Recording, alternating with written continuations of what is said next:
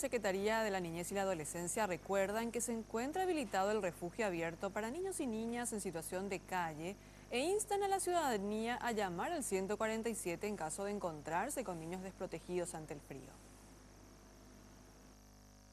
El refugio abierto de la Secretaría de la Niñez y la Adolescencia se encuentra sobre las calles Washington y Juan de Salazar de Asunción y opera todo el año, aunque ahora en época de frío su actividad se acrecienta aún más. Se brindan los servicios básicos de higiene, alimentación y los vinculamos con otras instituciones, con salud, Ministerio de Educación y trabajamos también como te decía, con el centro de adicciones. Ahí los llevamos a los chicos, ahí están 30 días para la deshabituación del consumo y luego lo pasamos a otro centro que tenemos en la zona de la terminal. Es procesual el trabajo y por último tenemos el centro pedagógico en Yemitil.